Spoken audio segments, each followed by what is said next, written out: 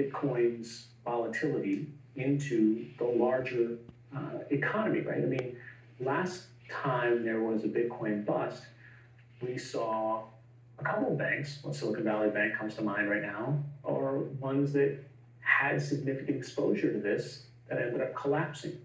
So what happens when Bitcoin becomes something that the government actually holds? So this to me in my reporting was the most eye-opening and alarming piece of the crypto integration. This Bitcoin strategic reserve, essentially, as I seem to understand some of the possible plans, is that the United States will purchase Bitcoin from large holders, right? Or everyday Americans, but the people who stand to benefit from that are people who own a lot of Bitcoin, right?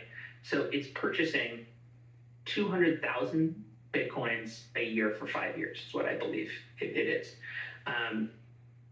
But regardless, the purchase of this Bitcoin from large Bitcoin holders will drive the price of Bitcoin up. So every subsequent year that the government is purchasing this Bitcoin, it's going to do so at a higher rate.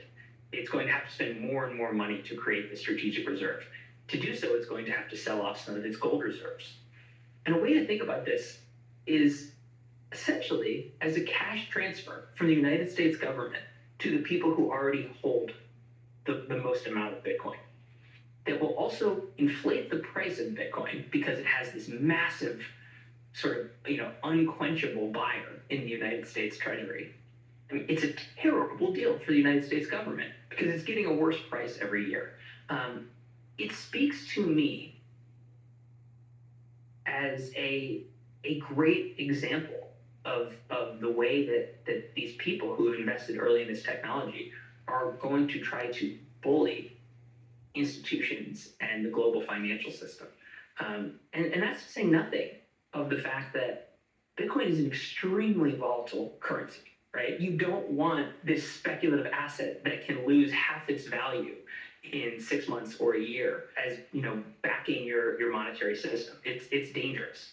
And this speaks to the most important point I heard when I talked to a bunch of crypto skeptics and people inside the financial industry, which is that their biggest fear isn't that a lot of people will adopt Bitcoin or choose